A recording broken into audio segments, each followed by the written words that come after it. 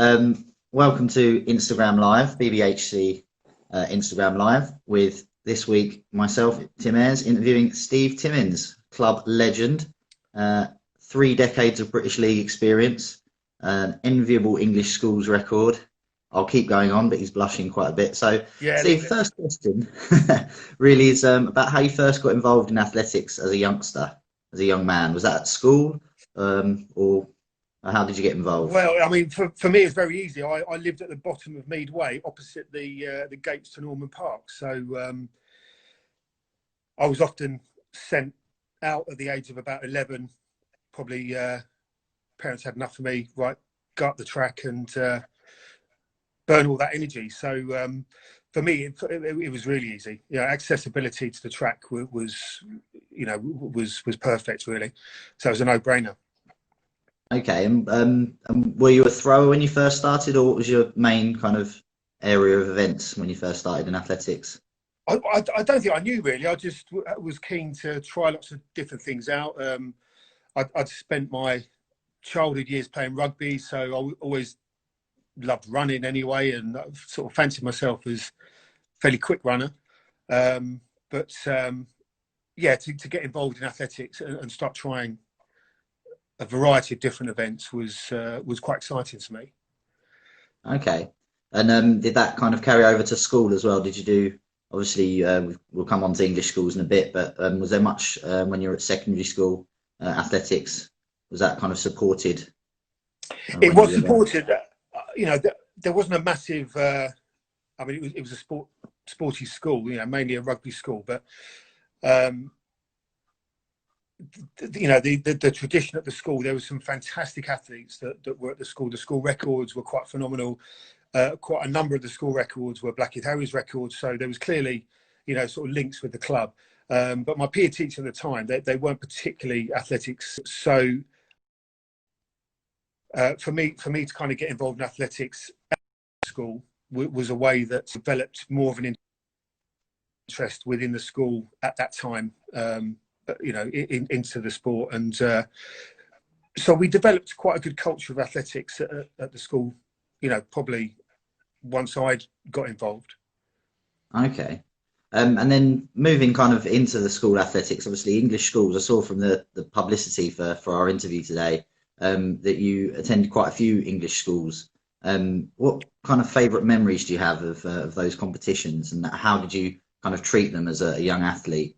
Were they like the pinnacle of your season, as it were? Oh yeah, I mean definitely. I mean, you go to the county championships, and if you come away, achieving what you want to go and achieve, then the ultimate aim as a young athlete is to be represent your county in English schools. And yeah, I was lucky enough. I went to six in a row.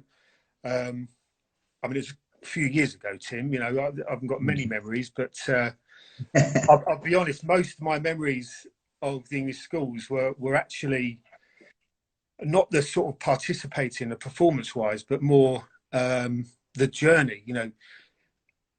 The nerves being driven. I remember we always used to meet the Kent coach at I think it was the Black Prince roundabout in Bexley.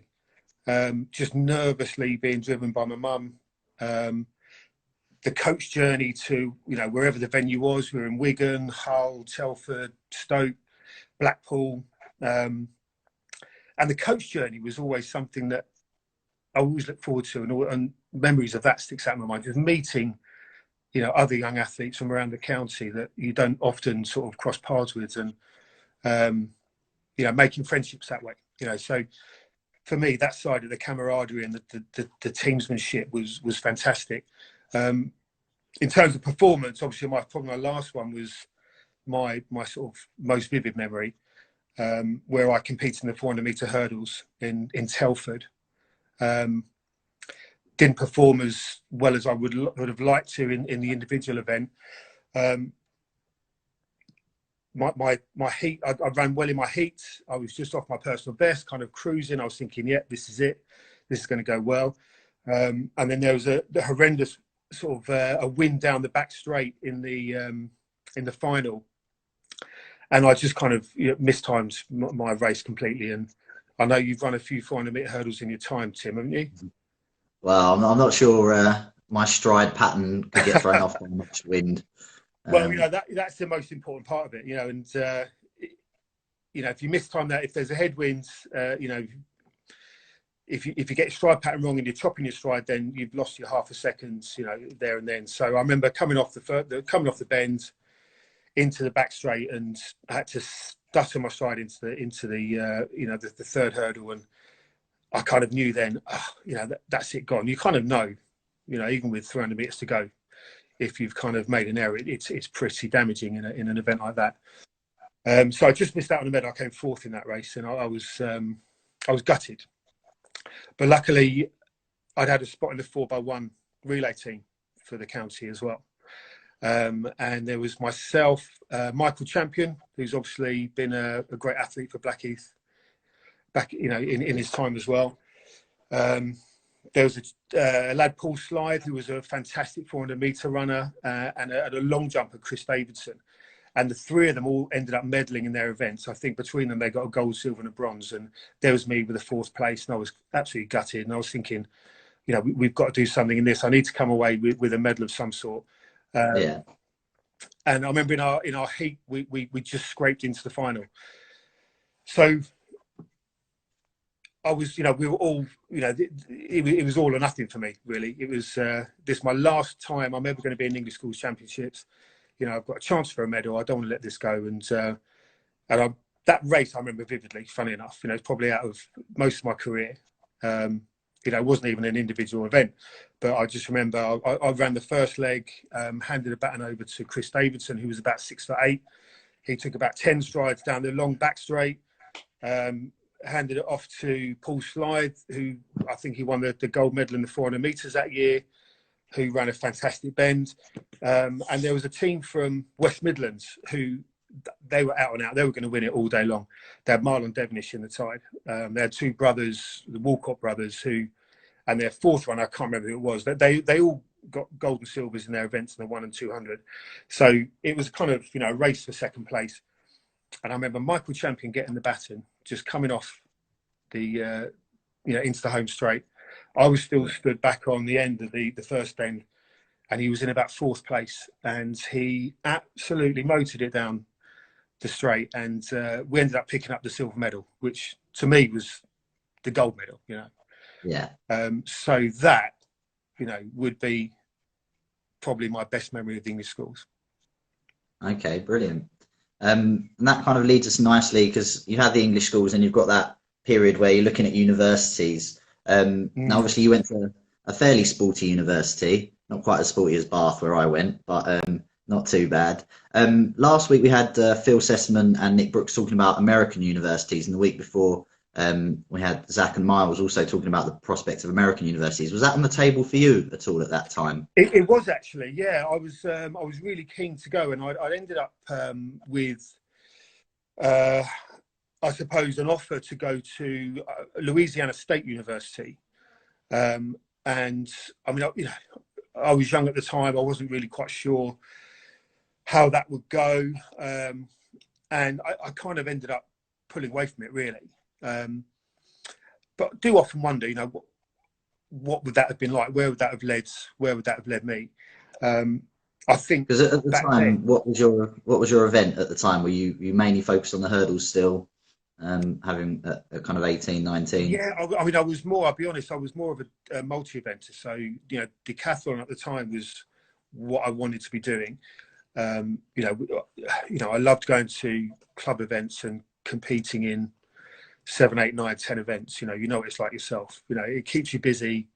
The thought of traveling a long way and doing 3 throws in a shot put, or running 100 meters once, or it kind of didn't appeal to me. So I wanted to be busy all day long. So multi-events was really where it stood for me. And that's the route I was going to. I fell into 400-meter hurdles because just during my A-levels, I just felt I wasn't training enough. I wasn't covering enough of the events to excel as the way I wanted to across the 10 events. Mm-hmm. But having had a full winter training over 400 meters, having done a hell of a lot of hurdles training with Judy Vernon, who was a very well-known hurdler herself back in the, in her day. They just married up. So, a decathlete to run a 400-meter hurdles is not unknown. Ashton Eaton proved himself to be a very competent 400-meter hurdler, and it was just kind of quite a good event to fall into, really. That's where the 400-meter hurdles came in. Okay. And you ended up going to Loughborough for university. How was that experience and the kind of culture there of athletics? Do you know, I mean, just sport in general, I mean, it was just a fantastic place to be.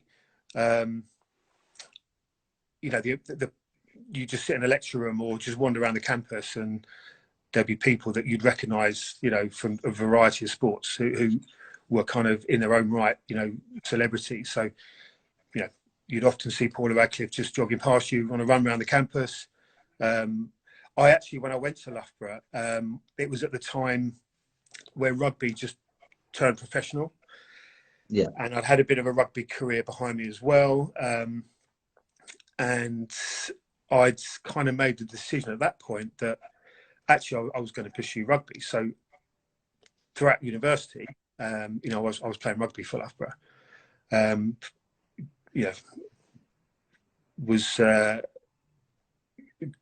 good friend of mine was Ben Kay, who went on to be a World Cup medalist, World Cup winner. Yeah. He famously dropped the ball over the line in the final that brought the game into extra time. But to sort of rub shoulders with these people was just fantastic, and the ethic of training and competing was rife at Loughborough.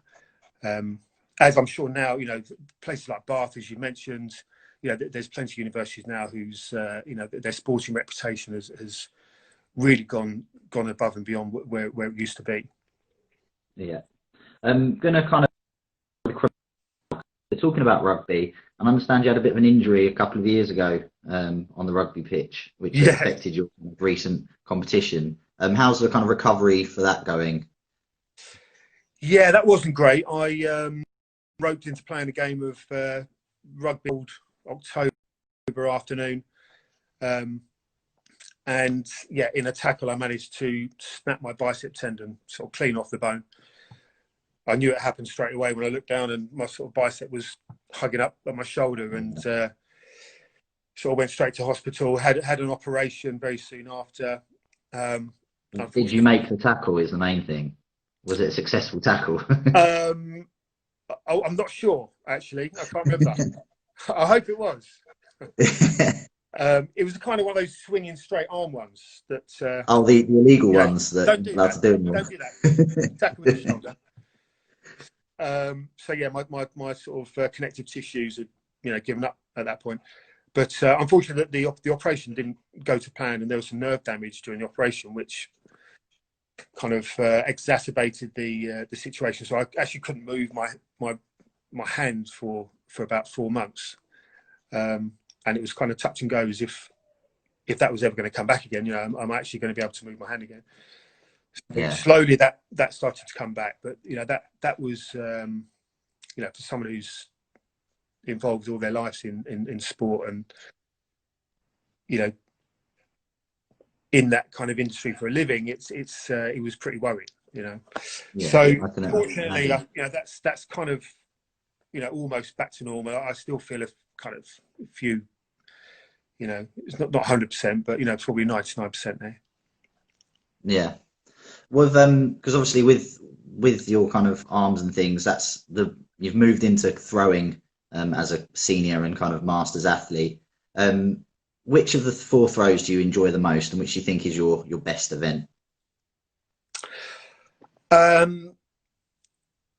think it's difficult to answer, really, because I go through phases of enjoying or favouring each one individually, depending on what I'm doing well in, I suppose. But I just like the variety of training. I like the the variety of the competition as well. I mean, hammer throw is just such a technical event. It's it's a real job to try and master it. You know, you've got, depending on how many turns you're doing, you know, you're doing 360-degree turns 2 or 3 or 4 times. So the margin for error is massive. You know, discus throw, you're going sort of, you know, 1.5 turns. A shot put is probably only 180 degrees. So when you sort of think about those aspects, you think, well, you know, shot put's probably the easiest event, probably the event I've had most success in, imagine, in terms of where I've ranked nationally, you know, county championships, but not necessarily the one I've kind of enjoyed the most. And Yeah. bizarrely, javelin is probably the one that I've had least success in. But yeah, I've kind of been falling into, you know, coaching more javelin than any of the other throws. Yeah, that kind of brings me on to the next kind of question. Obviously, you're doing quite a lot of coaching and through your PE teaching as well, obviously working with a lot of junior throwers. What would you say kind of the key technical and mental aspects you'd be advising young throwers to kind of develop? Because obviously it's very different from coming from a track event where you've got a 400, say, the gun goes, you run your 400 and that's it. Whereas I suppose there's more of a mental aspect in some ways to what you're doing in the throws events. Yeah, I think, you know, for young athletes, again, I really try and make sure that young athletes don't just specialise in one event.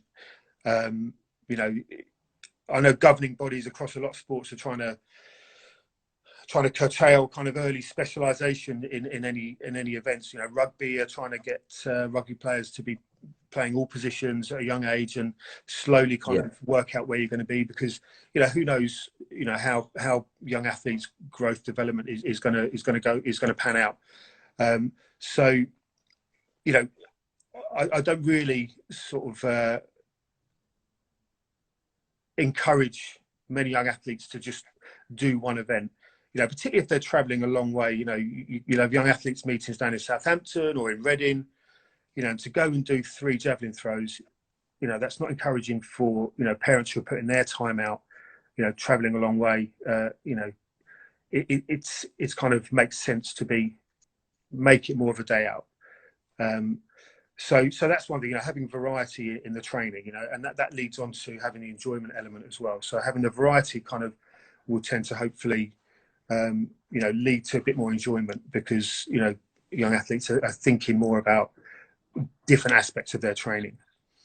Yeah, absolutely. I think it's really interesting when you go to, say, the Southern League or the British League. Obviously, everyone's there for enjoyment. Most come from all different clubs, so the people that have got an event they're there to do, but then feeling something else, having kind of enjoyment of participating, really. So I think that's a big part of it. You touched on some of your kind of teammates from the English schools earlier on. You've competed against many kind of athletes over the years, and you've competed with many athletes. I was just wondering if there are any competitors first and then teammates that particularly stood out. Is there anyone you've looked at and just gone, you really admired that you competed against? You know, when you're competing in the British League or in the English schools, you know, you come across, you know, tremendous athletes all over the place. So, you know, when you're sort of competing at that level, everyone around you is a fantastic athlete. I mean, if we can look at maybe sort of teammates first, I remember competing in a British League event in Basingstoke probably 7 or 8 years ago, and I was throwing a shot put, and just like a Norman Park, the shot put sector is just by the 200-metre start, and we had a young Adam Jamili running the 200 metres. So as is usual in a, you know, an athletics competition, during the middle of a shot put competition, shot putters, you've got to stop what you're doing because we're about to start a race. So we're all standing there, you know, watching all our, you know, various teammates lining up, getting on their marks. And I remember thinking, oh, I know this lad, he's meant to be pretty good. And the gun went off, and as he drove out the block slipped and he fell literally flat on his face, both hands on the track. And I remember he got up, I think there might have been an expletive, and I was like, oh, that's torn it. And just watched the race. And not only did he absolutely burn around the bend, overtake everyone. He must have won by about 6-7 tenths of a second. Not only did he win, he broke the league record that day, and this is the British league record. He ran about 20.7 seconds, having started flat on his face. So, you know, it's frightening to think, actually, what was his top speed that day? What would he have run, you know, if he didn't fall over? Maybe he wouldn't have run that quick if he didn't fall over with the adrenaline and everything. But that was an amazing performance. Something that, you know, for me was like, wow, that's something that's super impressive. And obviously, what Adam's gone on to do is phenomenal. You know, and it's sort of a, you know, for me, a pleasure to have been in, you know, sort of a colleague, a teammate of his. But one person I must mention, actually, who I've not competed against but trained with, was a young man by the name of Lawrence Okoye. Not sure if you remember Lawrence Okoye, who was a discus thrower. I mean, he was discus thrower from Croydon, and just a phenomenal athlete. You know, man mountain. It was, you know, seeing him was. He must have been 6'9" and 20 stone. A very good rugby player at Whitgift, wasn't he? He was a phenomenal rugby player as well. He actually went on. I mean, athletics lost him because he went to the United States to pursue a career in American football, just because he was that kind of he was a bit of a freak of nature. Yeah. So to train with him and to see him training at the age of 19, he broke the world age best as a teenager in discus, which, you know, to beat the Germans, the Hungarians, the Russians, you know, that's an incredible feat in itself. So, you know, what he could have gone on to do, having retired from the sport at a very young age, is, you know, again, something that we can only sort of dream of. But again, someone who, you know, to be in the presence of was a real phenomenal athlete. Yeah, I remember I did once see him at a meeting, and I think, just as you say, absolute man mountain. Yeah. Now, often when I go to throwing events, I'm kind of the little guy doing it for a point, but this was a whole different kind of ball game. And such a nice guy as well. You know, you know, he just had everything really. So talking of field events, kind of a more loaded political kind of question. Field events often get a bit overshadowed at major championships by kind of the track events in terms of their exposure and how they're covered. How do you think the IAAF and World Athletics and whoever could potentially rectify it and try and make field events a bit more of an attractive prospect for kind of viewers? Yeah, I mean, this is a really tough sort of problem to solve, really. And you know, really, when you're talking about field events, you know, let's make no bones about it. You know, we're really talking about throws events. You know, the pole vault at the moment's having a rich vein of form because we've got some, you know, characters in there that are, you know, world beaters, world record holders, and so you know, I think as an event becomes kind of fashionable when you've got a role model there that, you know, attracts the world to be watching it. You know, and you know, we've had Jonathan Edwards in the triple jump. You know. We've had our javelin throw success with, you know, Fatima Whitbread, Tessa Sanderson, Steve Backley, Mick Hill, you know, more recently, Goldie Sayers, you know, so javelin's always been there and thereabout. People know who these people are, but, you know, ask sort of, you know, an average person on the street, you know, who's a shot putter, a discus thrower or a hammer thrower in the UK, you know, people won't know. And I think this is where, you know, there's a number of issues regarding this. One is that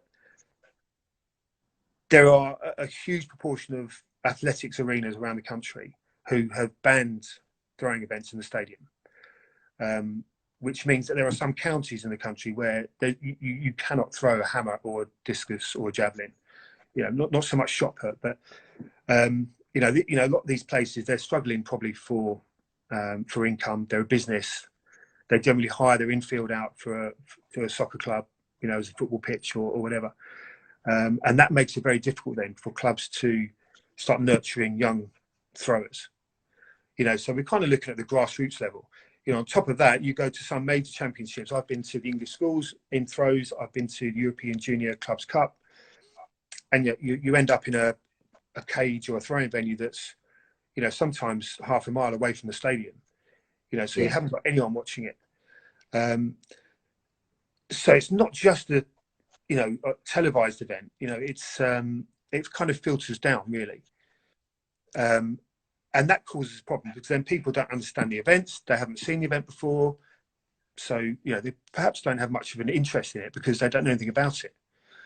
And then to exacerbate that, you've got issues with schools facilities, PE lessons. How many young children have ever thrown a javelin or a discus, let alone a hammer? So this then impacts on the amount of coaches that are available. And then at the end of the day, the broadcasting companies, they need to put effectively bums on seats. They need viewing figures. And if you're going to start showing athletes that people don't know or events that people aren't familiar with, then I think these companies don't believe that they're going to get the viewing figures they want. Yeah, I think that all kind of adds up. It's a difficult one because obviously there's got to be a balance. And I think the personality side of things, as you've said, with the pole vault and historically with kind of javelin, I think it's just going to take a breakout star or two or a rivalry in a particular event that everyone can kind of get behind. I think that's about all the questions I've got for you, Steve. Brilliant. Well, what's that? Sorry. I said it's a pleasure to speak to you again, Tim. Sorry, I got a WhatsApp message in the middle of the interview, so it paused the connection. So I'm just clearly in demand at the moment. But it's fantastic to speak to you, and look forward to the next generation of throwers that you've been coaching coming through to join in the British League, in the Southern League, and hopefully as they come through, I won't need to be doing the shot put for a point in the Southern League anymure. So that's your target. That's part of the reason I got into coaching, is because I could hopefully, give up myself. So, fingers crossed. Yeah, brilliant. Okay, well, thank you very much, Steve, and thank you to everyone for watching. And we'll speak to you soon, Steve.